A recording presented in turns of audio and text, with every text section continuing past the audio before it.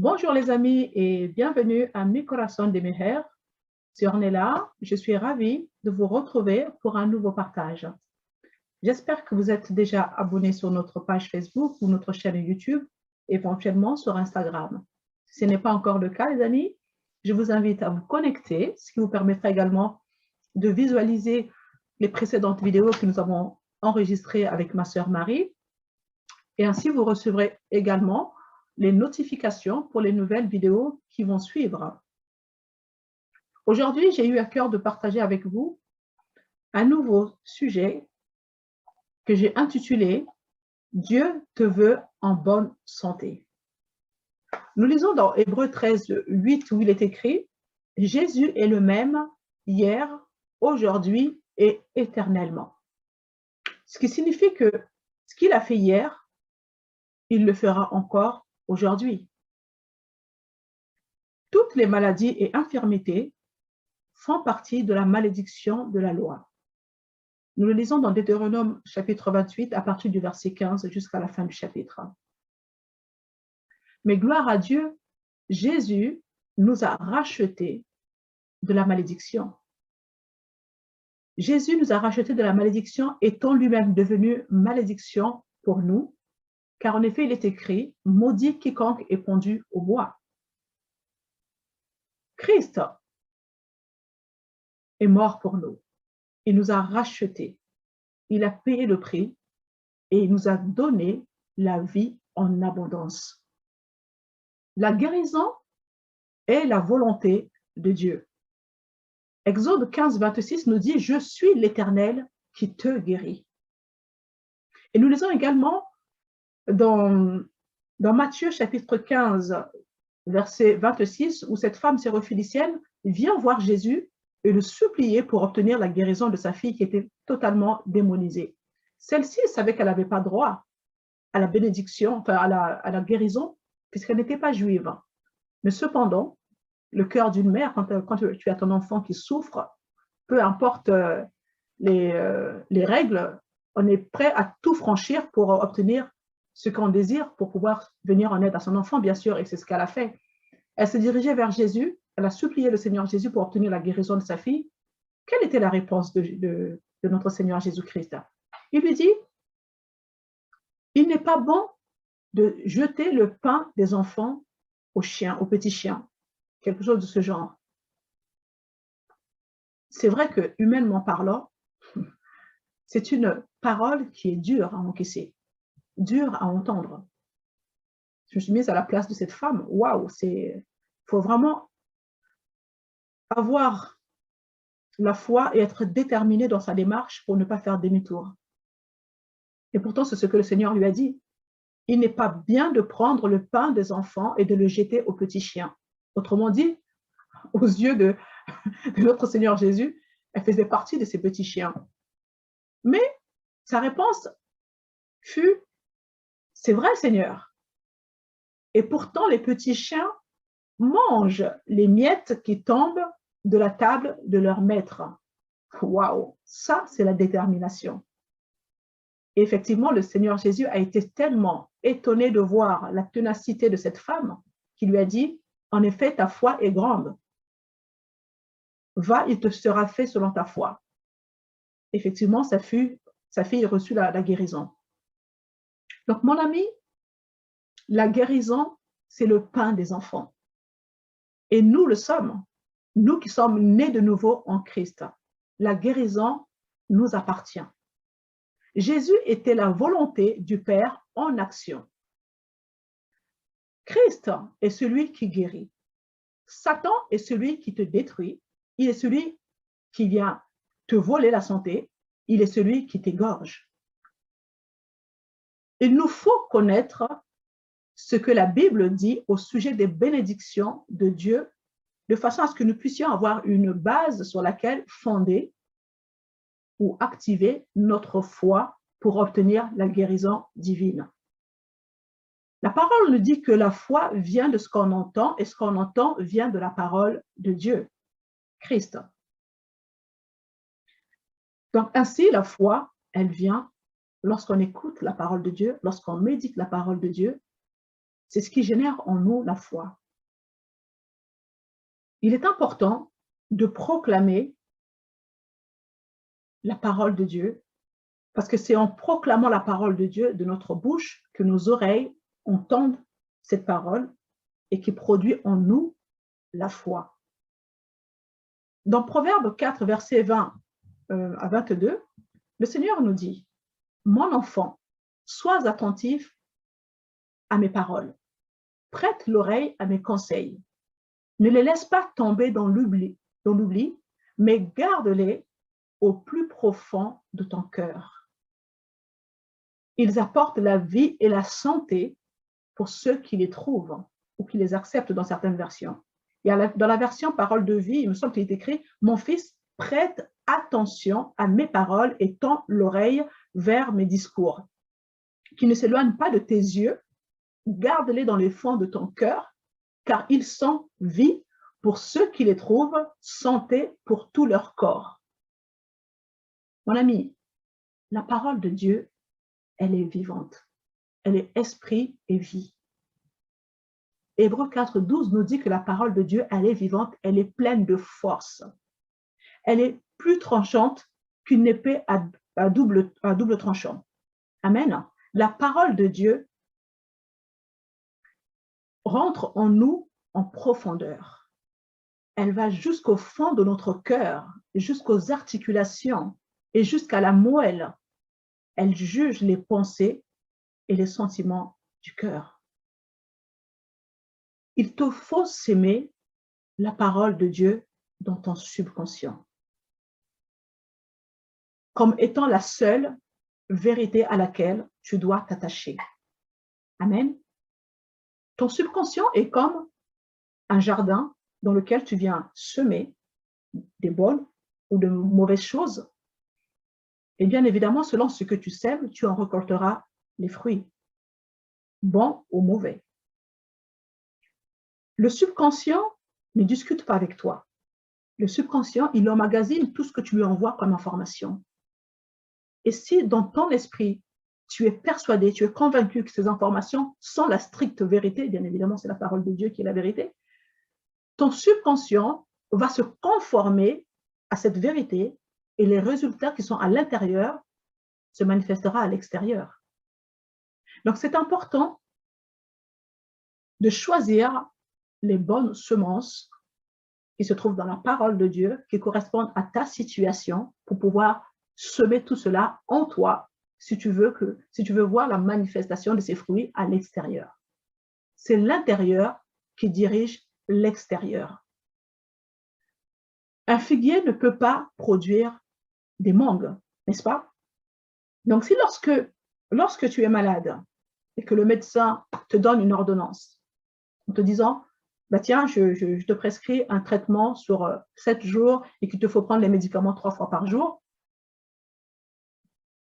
que tu prennes cette ordonnance, que tu ailles acheter les médicaments et que ces médicaments, tu les poses simplement sur ta table de chevet, mon ami, crois-moi qu'au niveau de ton organisme, il ne se passera absolument rien. Ton corps ne sera pas du tout impacté par ce traitement parce que tu l'auras simplement posé sur ta table de chevet. Eh bien, il en est de même pour nous, enfants de Dieu, chrétiens, chrétiennes, nés de nouveau. Il en est de même parce que Dieu, par le passage de Proverbe 4, versets 20 à 22, c'est la prescription médicale que Dieu nous donne. La parole de Dieu, elle est vie. Nous l'avons lu dans Hébreux 4, 12. Et qu'est-ce que nous faisons souvent? Ben, nous prenons la Bible, nous la mettons sur la table de chevet et nous n'appliquons pas du tout ce qui est écrit dans Proverbe 4, versets 20 à 22. Quand Dieu nous dit que la parole ne doit pas s'éloigner, que tu dois la garder dans ton cœur, etc. Ça, c'est la prescription de Dieu, comme quand le médecin te dit tu dois prendre les médicaments matin, midi, soir. La parole de Dieu ne doit pas s'éloigner de tes yeux. Donc, si on prend la Bible, qu'on la pose juste à côté, et qu'on s'attend à vivre le miracle, ça risque d'être difficile. Et on s'attend souvent à recevoir un miracle en s'appuyant sur la foi des autres. Notamment, ce qui est souvent le cas, on s'attend surtout à la foi du pasteur. Le pasteur a le même esprit que toi, mon frère, ma sœur. Il a reçu le même Saint-Esprit. Amen. Donc maintenant, si lui, il se nourrit avec la parole de Dieu, il fortifie sa foi, il te faut faire la même chose. Si tu mets en pratique ce que le pasteur t'enseigne, tu obtiendras certainement les mêmes résultats. Le pasteur n'est pas le magicien de la foi. Amen. Ce n'est pas lui qui accomplit les miracles. C'est Christ. Les miracles n'accompagnent pas la personne. Les miracles accompagnent la parole qui est Christ. Si le pasteur prie et qu'il ne se passe rien, ne dis pas que le pasteur n'a pas d'onction ou il n'a plus d'onction par rapport à ta situation. Non, mon ami. Le miracle est parfait lorsque les deux personnes se mettent en accord. Les deux personnes ont la foi. Ils ont l'assurance que Dieu guérit, que rien ne lui est impossible, qu'ensemble, si on se met en accord, le partenariat spirituel dont nous parle Matthieu 18, 19, si vous vous accordez ensemble dans la foi, la parole nous dit que quoi que ce soit que vous demandez dans la prière, sur la terre, en vous accordant, croyez que cela vous sera accordé. Donc, vous voyez bien que c'est les deux personnes qui doivent activer leur foi. Ce n'est pas une seule personne. Donc, si vous avez semé autre chose dans votre fort intérieur, vous récolterez ce que vous aurez sémé. Si tu as tendance à prononcer des paroles de mort sur ta situation, où tu rumines sans cesse des pensées du genre « dans ma famille, les gens meurent de cette maladie, dans ma famille, tout le monde meurt à 45 ans et j'ai la même maladie, donc certainement que moi aussi, je vais passer par ce même chemin. Oui, mais les médecins, ils disent que dans ma situation, il n'y a pas de guérison possible, donc j'ai un traitement à vie, etc., etc. » Mon ami, tu te condamnes toi-même. Par tes propres pensées, par tes propres paroles, tu t'enfermes dans une prison. Et comment veux-tu que les prières des autres soient efficaces? La prière de juste a une grande efficacité, la parole nous le dit. Mais cependant, si déjà toi-même, tu t'enfermes avec les paroles de mort, avec les paroles de condamnation, ne t'attends pas à ce qu'il y ait un miracle qui est la guérison divine. Amen. Rien ne peut se passer à ce moment-là. Bien sûr, Dieu est souverain. Dieu peut agir sans avoir à attendre que tu actives ta foi, c'est vrai. Mais la Bible nous dit aussi que mon juste vivra par la foi. Ce qui est à Dieu est à toi. Dieu a tout accompli. Il a tout mis à ta disposition. Amen. Donc, c'est à toi, au travers de ta foi, d'activer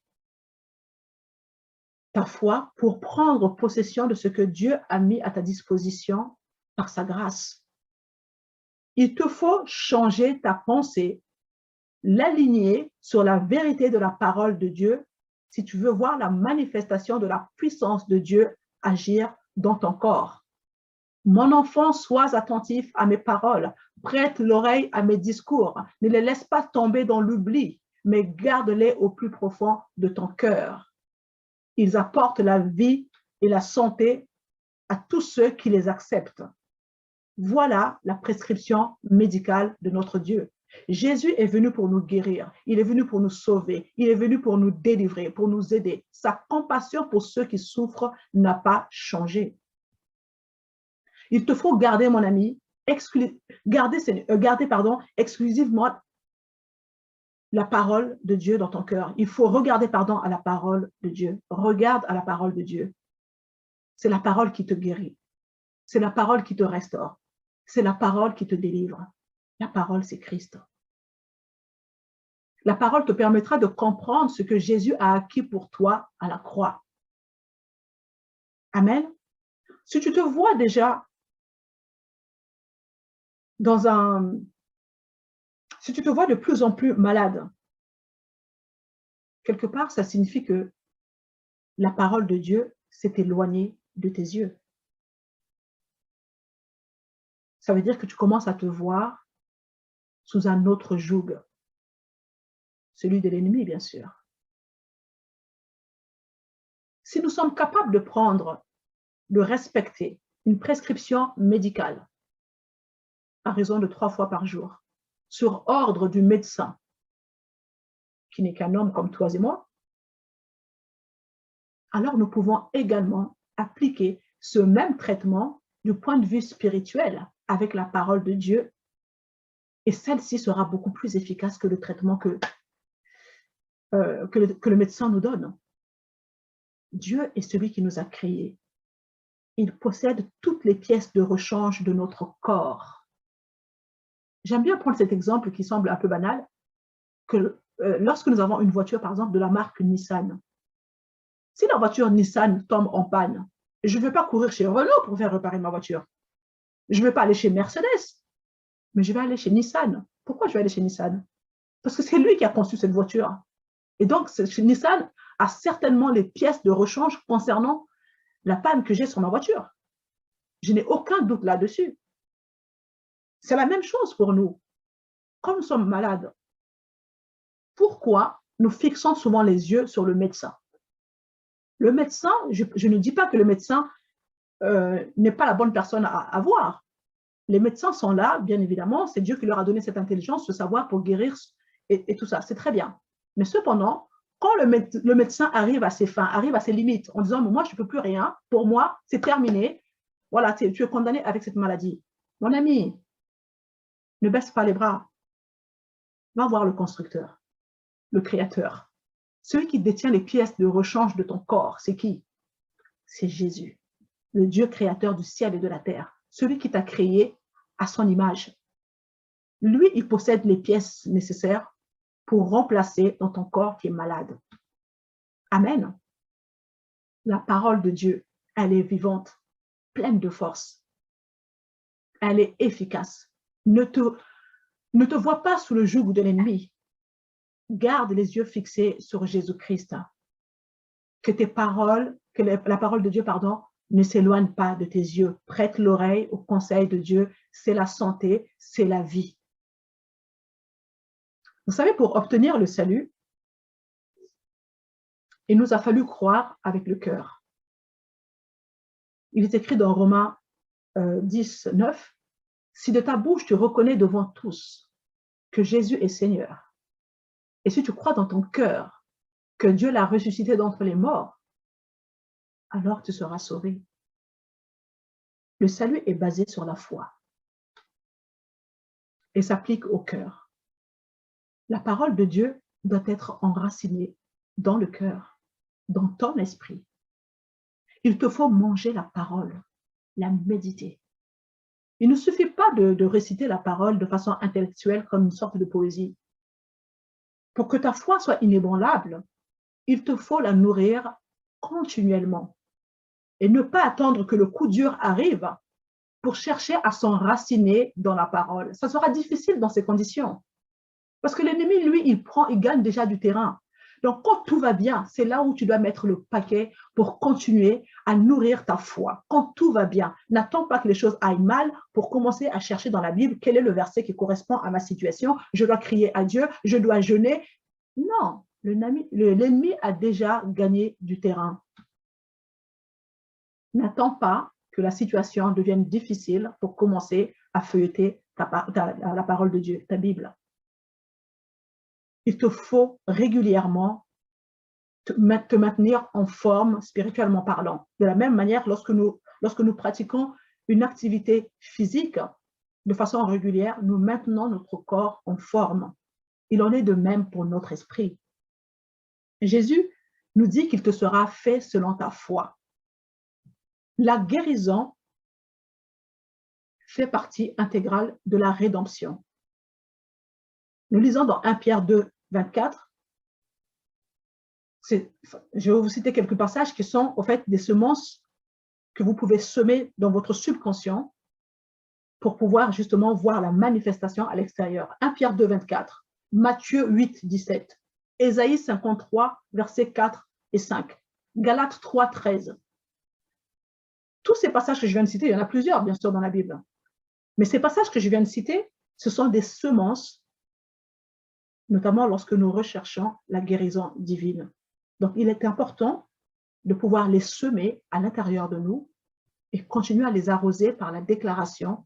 Ainsi, ces paroles produiront des fruits qui vont vous permettre de manifester la guérison à l'extérieur. Amen. Il est aussi important de connaître les qualités et les attributs de Dieu. Nous pouvons facilement trouver la liste de ces attributs sur Internet. C'est bien de méditer ces attributs. Pourquoi? Parce que connaître les différents noms de Dieu va nous permettre en fait d'invoquer le Seigneur selon la situation dans laquelle nous nous trouvons. Par exemple, je suis malade, je vais invoquer le Dieu qui guérit. Je vais faire appel à Jéhovah Rapha. Je suis dans une situation financièrement difficile, je vais invoquer Jéhovah Jireh, le Dieu qui pourvoit. Amen. Donc, connaître les différents noms de Dieu, c'est une source d'encouragement intarissable, car dans la Bible, le Dieu de toute éternité se révèle à nous tour à tour. Il est celui qui pourvoit, il est celui qui guérit, il est celui qui vit éternellement, il est notre bannière, il est notre refuge, il est notre berger, il est notre paix, notre justice, notre protection. Le Tout-Puissant. Dieu a choisi de nous laisser découvrir toutes ces facettes de sa personne au travers de sa parole. Donc, méditer sur les attributs de Dieu va aussi nous permettre d'implanter cela dans notre mentalité et la guérison s'en suivra. La guérison est la réaction visible de ce à quoi vous croyez dans votre esprit. Amen. Proclamer, déclarer la parole de Dieu comme étant la seule et stricte vérité, vous verrez que le résultat se manifestera à l'extérieur. La prière est un changement d'état d'esprit. En priant, vous transformez votre état d'esprit en découvrant ce qu'est la vérité. Ce qu'est la vérité, c'est la parole de Dieu, bien sûr. Et votre esprit se met à se conformer à ce qu'est cette vérité. La vérité est que Dieu est suprême. Il est omnipotent pour résoudre tous les problèmes humains. Si vous êtes né de nouveau en Christ, vous êtes devenu en lui une nouvelle création qui n'a jamais existé auparavant. Ce qui est ancien a disparu et la réalité nouvelle est là. Lors de votre nouvelle naissance, la guérison a été déposée dans votre esprit né de nouveau. Dieu a tout mis à votre disposition pour vous permettre d'avoir tout ce dont vous avez besoin dans cette vie chrétienne, dans ce monde et dans l'éternité. Tout cela, tout ce que Jésus a accompli à la croix, se trouve dans votre esprit né de nouveau. Maintenant, la foi est comme un pont qui vous permet d'accéder à ce que Dieu a mis à votre disposition par sa grâce. Amen. Donc, il vous faut prendre connaissance de ça, être consciente qu'effectivement, ce que Jésus a accompli à la croix m'appartient et cela est dans mon esprit né de nouveau, le déclarer par la foi. Amen. Déclarez-le par la foi et la foi s'active par la voix. Amen. Confessez la parole de Dieu, déclarez-la. C'est cela, activer la foi par la voix. Mon ami, ne fixe pas les yeux sur ta maladie.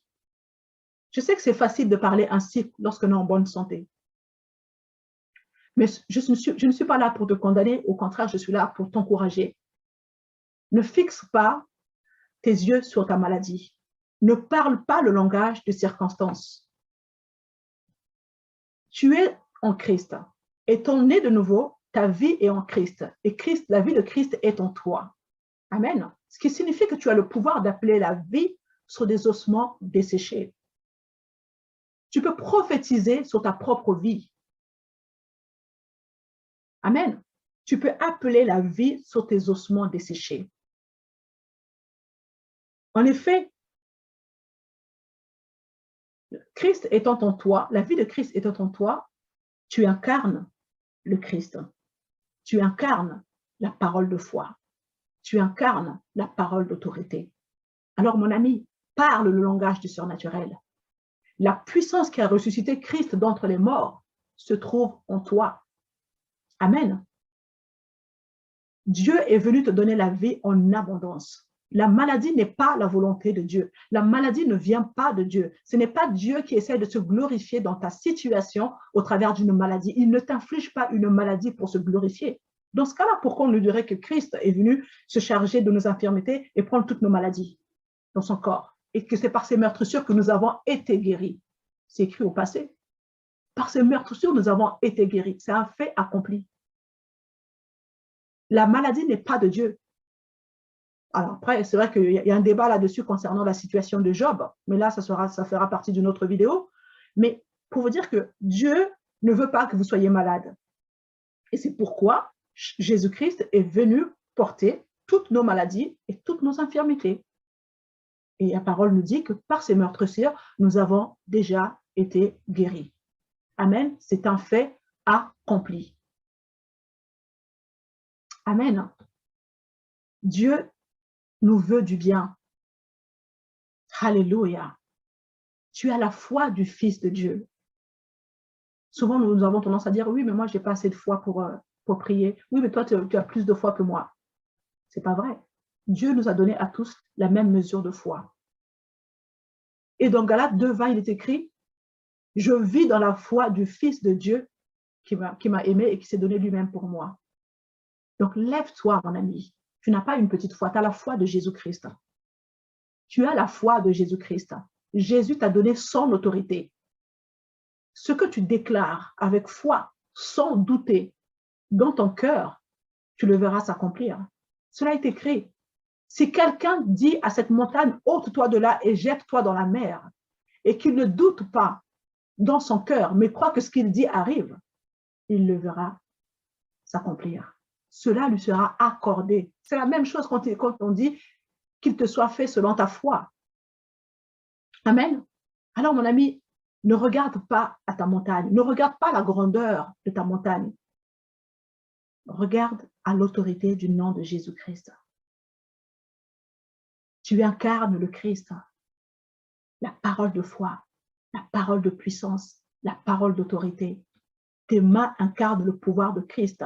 Ta bouche incarne son autorité. Alléluia. Dieu t'a donné la domination sur toute la puissance de l'ennemi et rien, absolument rien ne pourra te nuire. Amen. Il t'a transporté, il t'a délivré du royaume, de la puissance des ténèbres, pardon, pour te transporter dans le royaume de son Fils bien-aimé. Waouh! Les ténèbres n'ont plus d'emprise sur toi. La domination de Satan sur ta vie a été brisée dès lors que tu es né de nouveau. Satan ne peut plus utiliser ton passé pour te condamner, pour t'accuser, pour te cribler de quoi que ce soit. Parce qu'en Christ, tu es devenu une nouvelle création. En lui, tu es devenu une nouvelle création. Ton passé n'a plus d'emprise. Satan ne peut plus utiliser ton passé pour avoir une emprise sur toi. C'est terminé. Dieu t'a délivré de la puissance des ténèbres pour te transporter dans le royaume de son Fils bien-aimé. Alléluia. Les ténèbres n'ont plus d'emprise sur toi. Toute montagne que l'ennemi met au-devant de toi, cette montagne doit être aplanie. Tu incarnes le Christ. Dieu croit en toi. Tu dois aussi croire en toi-même. Tu n'es pas n'importe qui. Tu es l'œuvre du Tout-Puissant qui a dit que tu es Dieu sur la terre. Psaume 82, verset 6. Amen. Crois en toi-même. Dieu est en toi et tu es en lui. Tu ne peux pas échouer. Amen. Tu ne peux pas échouer. Si tu regardes cette vidéo, que tu n'as pas encore donné ta vie à Christ, mon ami, c'est le moment d'ouvrir ton cœur. Invite le Seigneur Jésus. Il se tient à la porte et il frappe. Si tu ouvres ton cœur, il rentrera. Il mangera avec toi, tu mangeras avec lui. Amen. Dieu est là parce qu'il veut t'offrir la vie en abondance. Il a des plans merveilleux, parfaits pour toi. Ouvre ton cœur. Amen. Ainsi, cette rédemption s'appliquera également à toi. Le salut que Dieu nous offre ne se limite pas simplement à l'expiation des péchés. Le mot salut signifie sozo en grec. Sozo, ça comprend la délivrance, la guérison, comment on appelle ça, la restauration, la prospérité. Jésus t'offre tout ça. Ce n'est pas simplement l'expiation des péchés et l'assurance d'aller au ciel après ta mort. Ce n'est pas seulement ça. Le sozo te permet de jouir d'une vie abondante, là, actuellement, sur la terre. Pas dans l'éternité, c'est maintenant. La guérison, c'est maintenant. Ce n'est pas quand je serai dans l'éternité. Quand tu seras dans l'éternité, tu n'auras plus besoin de faire des prières pour demander la guérison parce que tu auras un corps glorifié. C'est dans ce monde corrompu dans lequel nous évoluons, c'est là que la maladie nous attaque. Donc c'est maintenant. Dieu nous offre la vie en abondance maintenant, dans cette vie sur la terre. Amen. Ce n'est pas dans le futur, c'est maintenant. C'est la volonté de Dieu que tu puisses vivre, jouir d'une vie abondante en bonne santé. Amen. Donc, je tenais vraiment à vous encourager au travers de cette vidéo pour vous dire que vraiment le Seigneur ne t'a pas oublié. Tu es peut-être dans une situation d'affliction, ce n'est pas facile, mais voilà, le Seigneur au travers de cette vidéo te parle aussi et te fait comprendre que tu as la possibilité, mon frère, ma sœur, d'activer le miracle que tu attends parce que Dieu a tout mis à ta disposition. La foi est la réponse positive que tu accordes à ce que Dieu a mis à ta disposition par sa grâce. Toi, mon ami qui n'a pas encore reçu Jésus-Christ, c'est aussi une occasion. Dieu ne te juge pas. Dieu ne te condamne pas. Au contraire, il t'offre une issue dans la situation, une issue de sortie dans la situation dans laquelle tu te trouves. C'est cela l'évangile. Amen. Il ne te juge pas.